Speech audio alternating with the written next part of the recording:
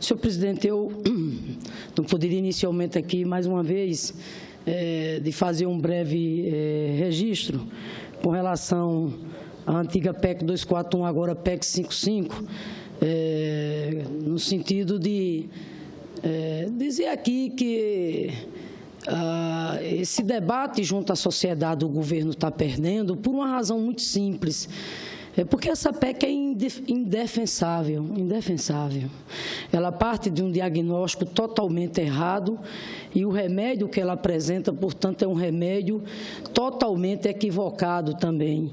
E o povo, né, tem sensibilidade àquilo que a gente tem dito.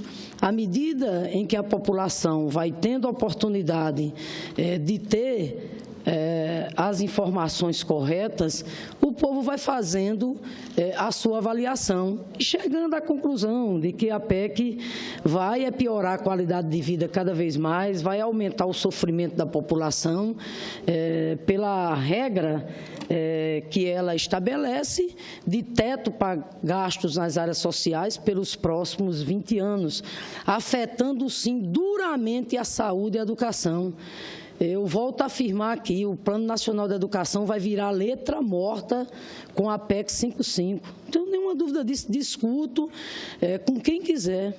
Será duramente afetada, principalmente a área da educação e da saúde. Tanto é verdade que, veja bem, por que foi que ela veio ao Congresso Nacional sob a forma de emenda à Constituição? Veio exatamente para anular pelos próximos 20 anos o dispositivo que nós tínhamos conseguido na Constituição Federal de estabelecer pisos mínimos para essas áreas. Por quê? Novamente eu volto a dizer, ora, se é verdade que a educação e saúde não será afetada, então tire saúde e educação da PEC, mantenham a vinculação constitucional como está lá.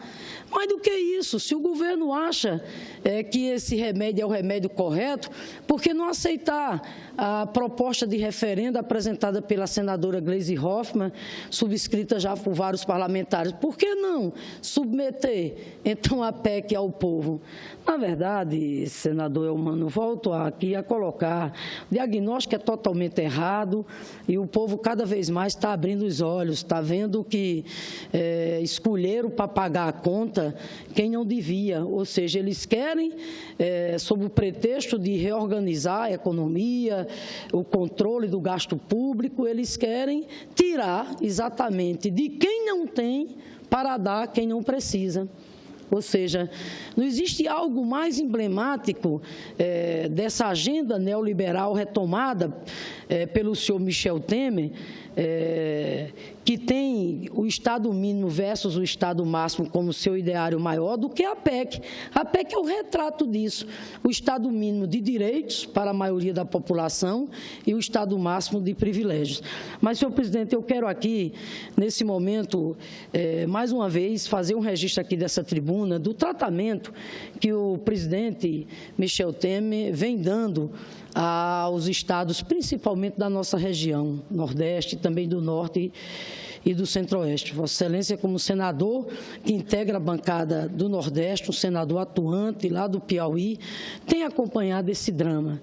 Tratamento de desrespeito, né, um tratamento que revela exatamente a falta de um mínimo de sensibilidade do governo federal para, principalmente com essas 3 regiões, especialmente num momento dramático.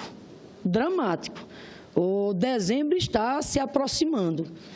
E Vossa Excelência sabe que a maioria dos estados lá do Nordeste, bem como do Norte e do Centro-Oeste, hoje, né, não tem nenhuma garantia de assegurar o pagamento do 13º aos seus servidores.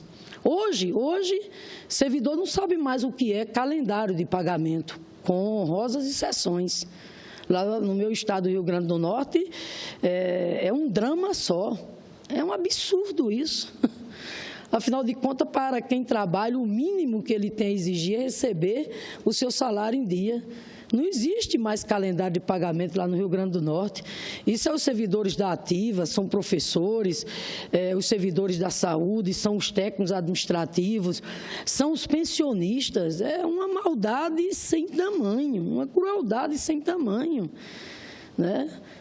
Os aposentados, as aposentadas, né, os pensionistas, simplesmente chega, vai se aproximando do final do mês e se nenhuma previsibilidade de garantia do pagamento dos seus salários, nenhuma. Isso é um absurdo. Então, senhor presidente, veja bem, nós, dessa tribuna aqui, já temos cobrado do governo federal, porque há mais de 3 meses que o governo federal tem se reunido com o Fórum dos Governadores do Nordeste, Vossa Excelência tem participado, bem como com o Norte e com o Centro-Oeste.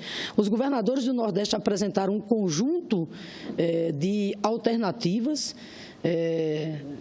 algumas, inclusive, no plano emergencial, porque os estados do Nordeste precisam, nesse momento, de uma ajuda emergencial, inclusive para assegurar o pagamento em dia dos servidores, dos fornecedores, etc., etc. E o fato é que o governo do senhor Michel Temer simplesmente tem enrolado, empurrado com a barriga, mais de 3 meses. Isso é inaceitável, isso. Finalmente, ele está convocando uma reunião com os governadores para amanhã. Eu não sei exatamente o que ele vai propor, mas de uma coisa nós sabemos, é a situação desesperadora porque passam os estados e municípios deste país. Situação desesperadora é essa, agravada pela crise econômica, e volto a repetir, e pela total falta de sensibilidade deste governo para com as unidades da Federação, do Nordeste, do Norte e do Centro-Oeste. Um dos temas, senador Elmano, desta reunião que o presidente Michel Temer convocou para amanhã com os governadores, deve ser exatamente os critérios para a divisão dos recursos obtidos com a repatriação de ativos obtidos por brasileiros irregularmente no exterior, ou seja, os recursos oriundos da repatriação. Os estados, Vossa Excelência sabe, ingressaram junto ao STF, para que não só os recursos referentes ao imposto de renda do montante que entrar no país sejam divididos também entre estados e municípios, mas também os valores das multas, o que o governo federal tem se negado a distribuir. É um absurdo, né? Enfim, o governo colocou que vai repartir com os estados e municípios parte desses recursos, oriundos esses recursos, repito, do imposto de renda, do montante da repatriação. Mas, com relação às multas, o governo simplesmente tem negado. Tanto é que os estados entraram no STF. E os estados, graças a Deus, ganhou. Ou seja, o Supremo, através, acho que foi a ministra Rosa Weber, deu uma liminar favorável aos estados, dizendo, portanto, que os estados e municípios têm dinheiro também, não só o montante, né, mas também as multas. Pois bem, essa multa que foi paga espontaneamente, ela tem caráter manifestamente moratório e a lei manda distribuir nas mesmas regras do imposto de renda em tais casos. Elas devem, as multas, ser base de cálculo do FPE e FPM e ser repartida com estados e municípios. Há notícias de que o governo irá se propor atender ao apelo dos governadores no caso das multas. O Supremo Tribunal Federal já determinou, inclusive, o depósito em juízo do valor da multa pela União. Como se trata de bom direito, e entendemos que não há nenhuma possibilidade dos governadores aceitarem qualquer contraproposta, nesse caso da repartição das multas. Esse dinheiro deve servir, claro, para ajudar o governo federal, mas principalmente para ajudar estados e municípios a enfrentar a crise. O presidente da FEMURNE, senador Elmano, o prefeito de Açu, Ivan Lopes Júnior, Federação dos Municípios lá do Rio Grande do Norte, distribuiu uma nota à imprensa esse final de semana, quando ele faz uma denúncia chamando a atenção para outros calotes que o governo Temer está dando nos municípios nessa área da questão da repatriação. Por quê? Porque, além da exclusão de estados e municípios das multas e juros dos valores da repatriação, a FEMURNE informou que o repasse para as cidades dos recursos da segunda parcela da repatriação foi de apenas 1% do que deveria ter sido. Ou seja, em vez dos esperados 250 milhões de reais, que é o valor que todos os municípios do Rio Grande do Norte iriam receber, sabe quanto foi que os municípios do Rio Grande do Norte recebeu?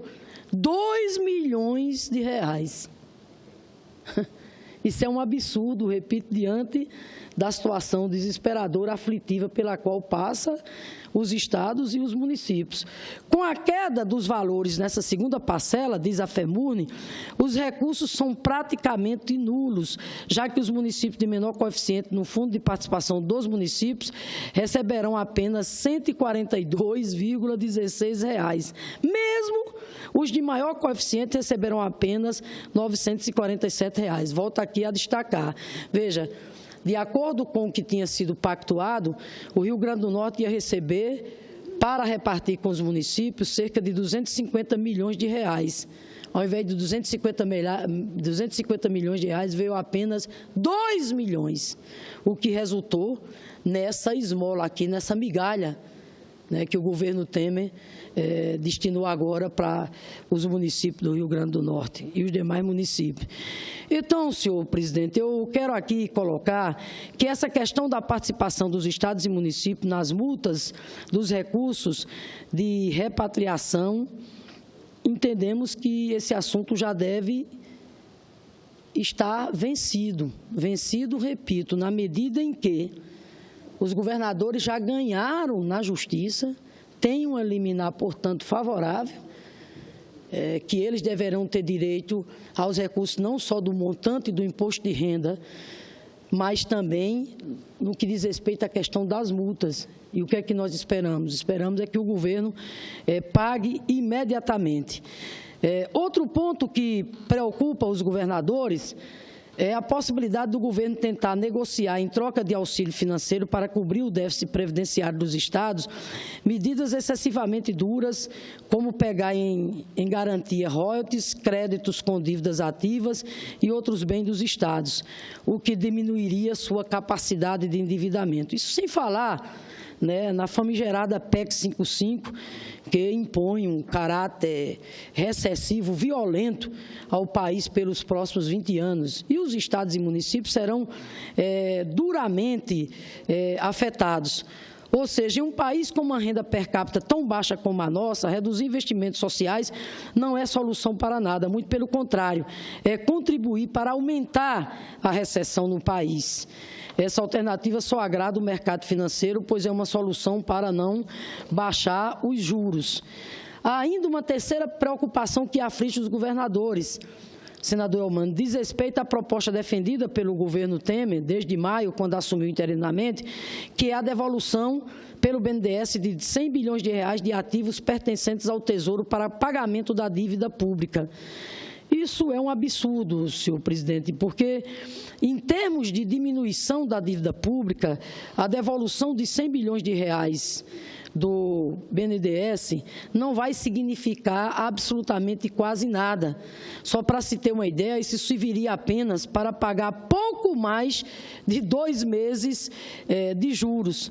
Sem contar que essa medida ela é altamente negativa para o desenvolvimento do país, já que o BNDES é o principal instrumento de investimentos de infraestrutura no país, que possui resultados sociais inquestionáveis, e é justamente nos momentos de crise, quando ninguém está disposto a investir, que o BNDES tem o dever de fomentar a economia a fim de evitar a estagnação do país. Ao fazer esse tipo de proposta, parece que o governo Temer é tomado da conspiração que ele está aí, né, não é para enfim, para vencer esse período de recessão, né, pela qual passa a nossa economia. Tipos de propostas como essa, associada à PEC 55, senador Elmano, vem na direção de aumentar a recessão, de estagnar, prorrogar exatamente a estagnação dessa crise econômica. Queremos ainda acrescentar o papel do TCU, que está, nesse momento, analisando essa questão para verificar se a devolução de recursos pelo BNDES ao Tesouro fará a lei de responsabilidade fiscal. Esperamos realmente que o TCU, nesse aspecto, não legalize também essa barbaridade. Portanto, senhor presidente, quero aqui reiterar que nós continuaremos aqui, a bancada do Nordeste, junto com a bancada do Norte, do Centro-Oeste, Vossa Excelência, que tem sido muito atuante, nós estaremos aqui atentos, vigilantes, para o tratamento que está sendo dado por este governo a estados e municípios. Volto a dizer, um tratamento de desrespeito, de insensibilidade, um tratamento o tratamento do governo Temer só tem aumentado cada vez mais o sofrimento do povo nordestino. Nós estamos aqui falando de um debate que não faz apenas 30 dias, vem se arrastando desde o primeiro semestre, mais de 3 meses. E até agora, repito, o governo Temer só tem empurrado com a barriga, enrolado, promessas e mais promessas, e nada de ação efetiva, de atitude para, pelo menos, né, socorrer os estados do Nordeste nesse exato momento, quando sequer a folha de pagamento eles estão tendo condições exatamente de arcar. Então, vamos aguardar essa reunião, senador Elmano, de amanhã. E volto aqui a colocar, estamos aqui vigilantes, porque, né, nós não podemos aceitar de maneira nenhuma que o Nordeste seja tratado desse modo pelo governo Temer legítimo que está aí.